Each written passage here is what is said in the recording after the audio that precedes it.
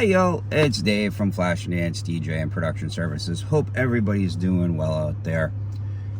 You know, it's almost midnight. You know, I've shot this a couple times, but it's not because I've been wanting to reshoot it. The first time my phone overheated. I shot it early this afternoon, and about 10 minutes into the video, my phone overheated. So, you know, there was that one. Then, on my way home, I turned around and I was filming the video and I was talking to the camera and I didn't know it. I never flipped the camera around. Meaning that I had it on the front-facing camera, not the rear, not this camera that you're looking at me through. I had it on the other one, and it was filming me driving, not even capturing me in the frame. It is what it is. No big deal. Because this is actually a very, very easy topic to talk about if you know what it's about. So, welcome everybody. And one thing I wanted to say was I was thinking about nicknames. You know, each channel has their own way of doing things, and one of the things I was thinking about is calling you, my subscribers, my fellow roadies. So, welcome roadies. You know, I'm going to try and remember to call everybody that. You know, each channel has their own quirk, so hopefully that's a new quirk I'm going to add to it. So, welcome roadies. So, with that being said, what are we talking about today? Silent stages for today's tech tip. Now, for those who may not know what a silent stage is, a silent stage, as far as I know, I'm going to give my little bit of background on this. I think silent stages started in the national touring scene. And what this means is that some bands, not that they were struggling to hear, but they decided with how big their set designs were getting and things like that, how do we get a consistent sound all the time? For a long time, bands were using what's called ISO cabs. What this means is off stage in a box, you would have your microphones placed strategically where they'd live in this box all the time, and they would be off stage. Because there's some bands, you know, really, really big, heavy bands, that their amps would just get so loud on stage that they would be going into all the mics and it would cause all kinds of headaches. So, with that being said, there became a point in time where a thing that we know now as the in-ear, which as far as I know, was started by, I don't know if it was the monitor engineer or the tech for Alex Van Halen, but Alex, from what I remember hearing or reading or watching videos about, was starting to struggle.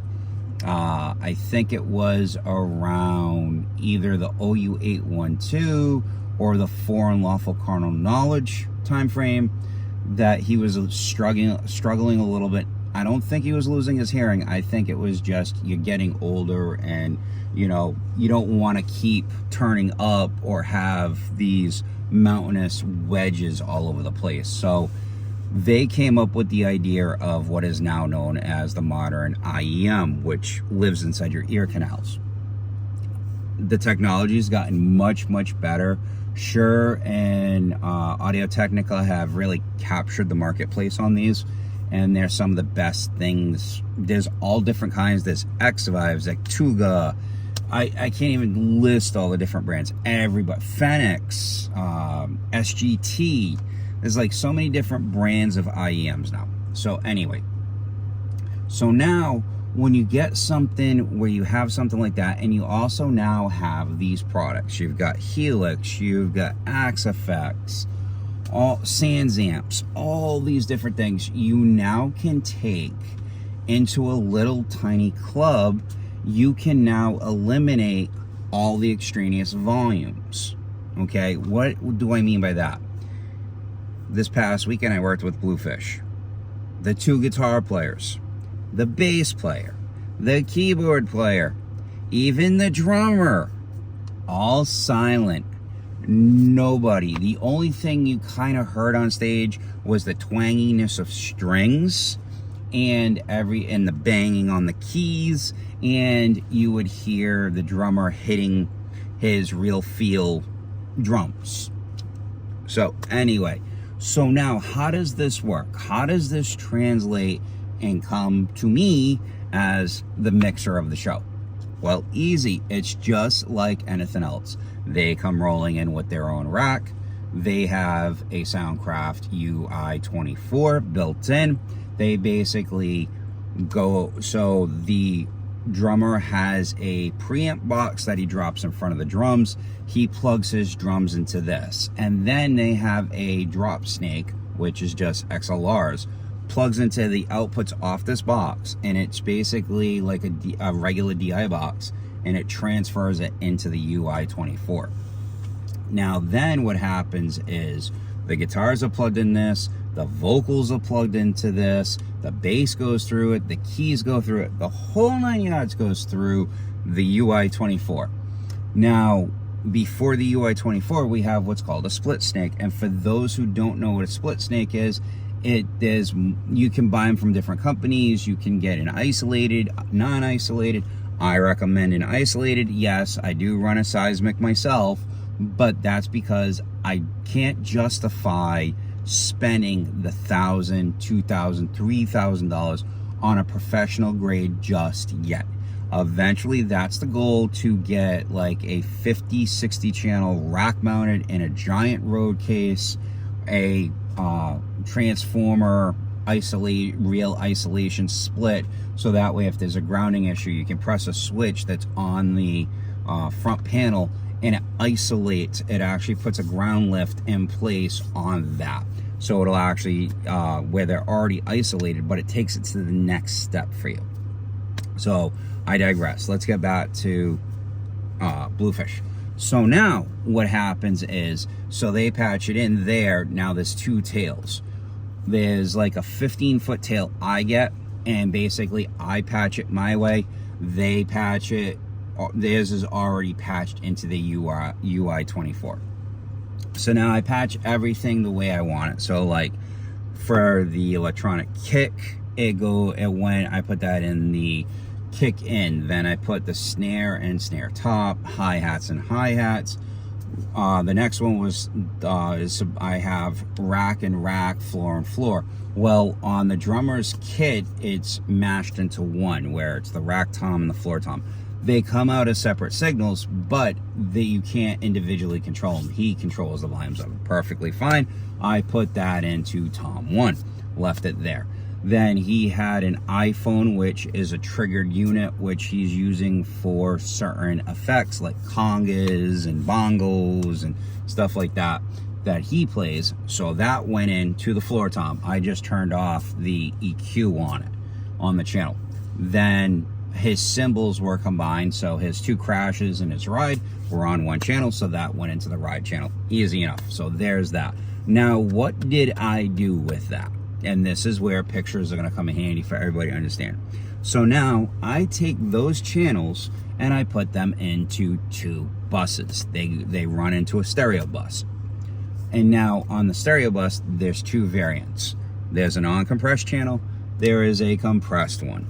So now what does this mean? In the non-compressed channel, I have, let's say I have everything from the drum kit. So the kick, the snare, the hi-hat, the toms, and the cymbals, all going into the non-compressed bus. Now, number 2 bus is going to be my compressed drums. In there, I put what I call the tubs. So kicks, snare, toms, and that's it. That's all that goes into this. So now, what's the difference between them, you might be asking, Dave? The difference is, on the non-compressed side, there's nothing inserted at all. It is just volume. That's it. That's all you get. However, individually, I am still doing compression and gating on each one.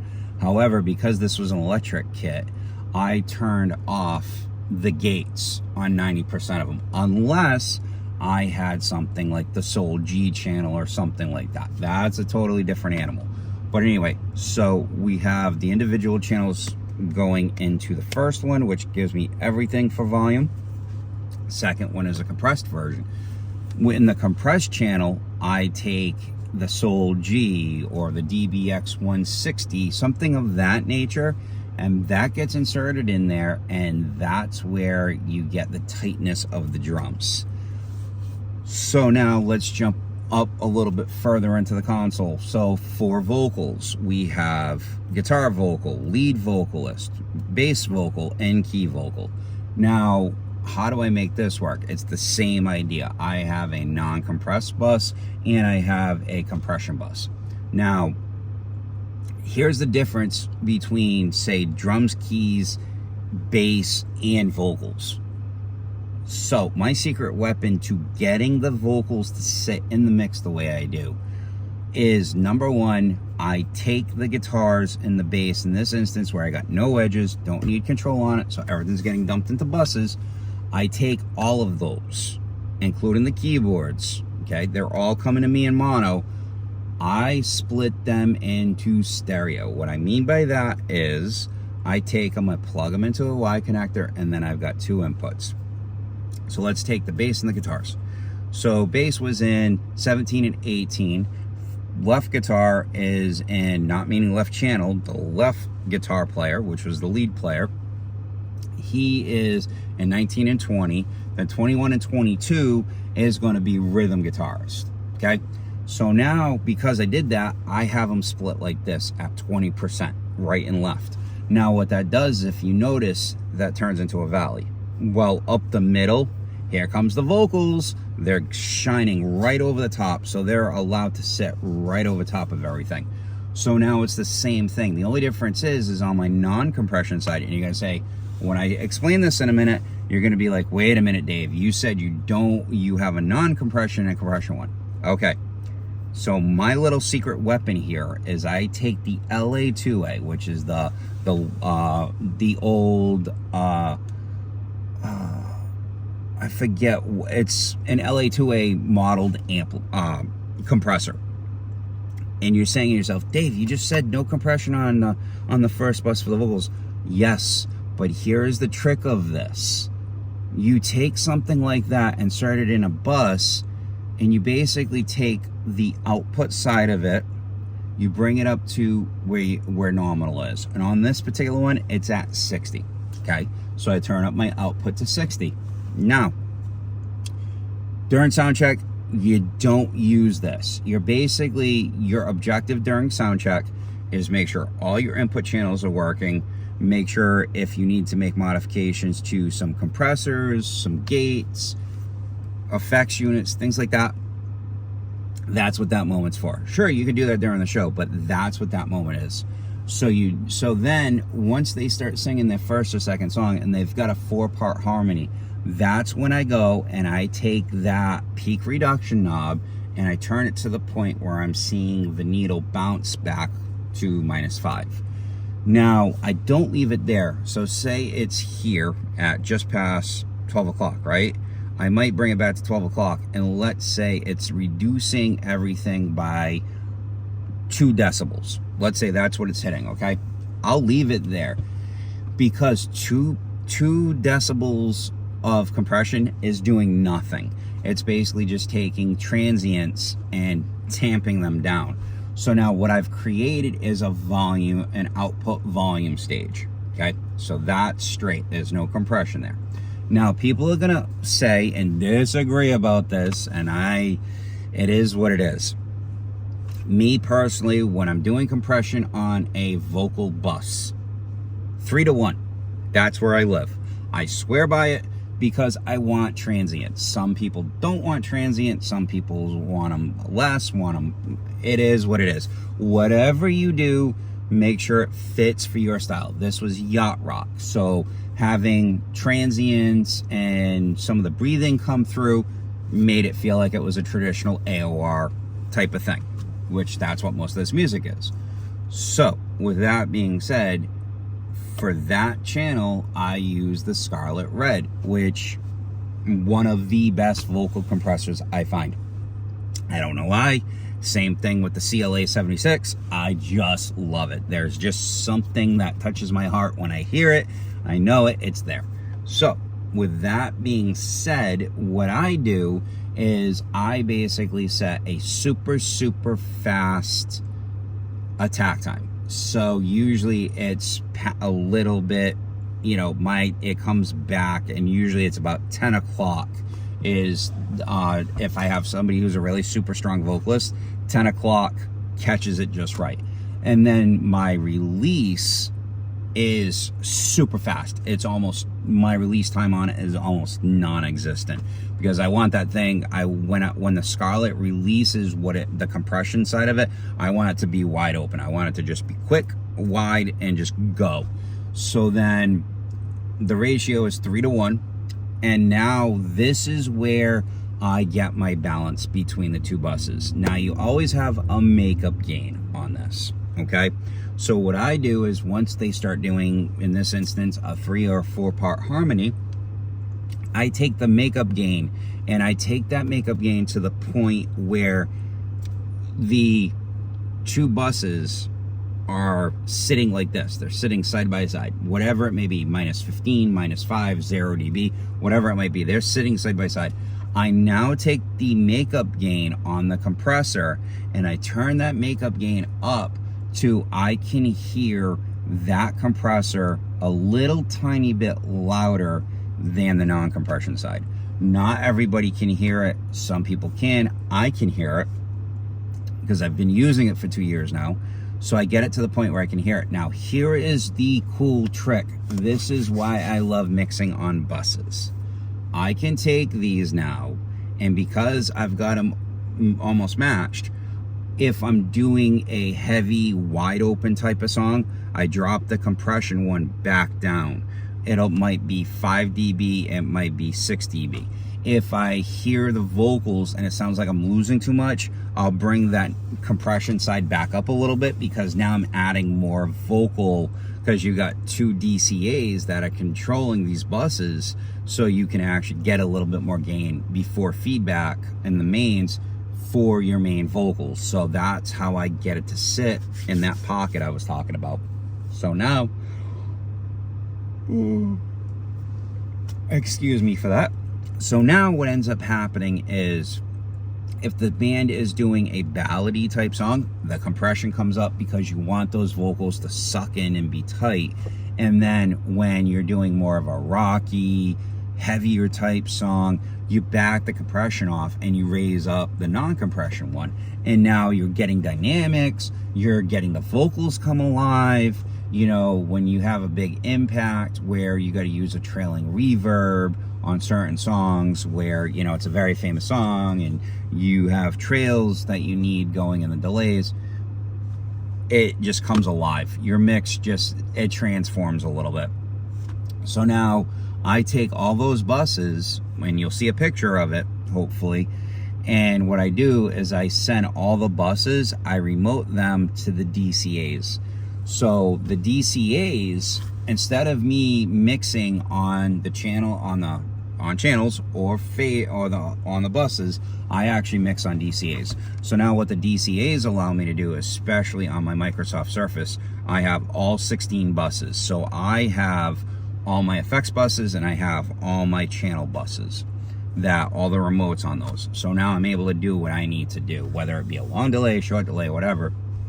And it takes my mixes, I feel, to the next level. So I hope that people understand what that's all about. It's basically on the pro touring level, where like Pooch, Rybold, Brad Maddox, and all these other guys who are big touring, industry bigwigs, Greg Price and all them, they're taking channels, putting them into buses, and then depending upon the type of band they're working with or their workflow, they might go bus into bus into bus into main left and right, and that also depends upon the console you're running too. If you're running something like the Wing, you can't go 6 different times in the buses. You only can do it once or twice, and then it's going to go out to your speakers. So that part of it is all based upon what you're using for a console. So now, with that being said, I'm going to say thank you so much for being here today. I really appreciate it. I'm not going to go into too much detail, but I am going on vacation from the 22nd to the 28th. Me and my wife are going to spend some time together. We're going to New York City to go see Bon Jovi, and I will talk about that in next week's gig log. What that is, what I'm actually going to turn that into a tool-full thing. I will talk about that. So don't forget to like, subscribe, and share videos if you find this content helpful. I hope that everybody's okay with me calling you my fellow roadie and helper here on my channel. Thank you so much for that. And on top of that, don't forget, learn one thing every day and treat others the way you wish to be treated. So with that being said, I will see you on Monday with next week's gig log.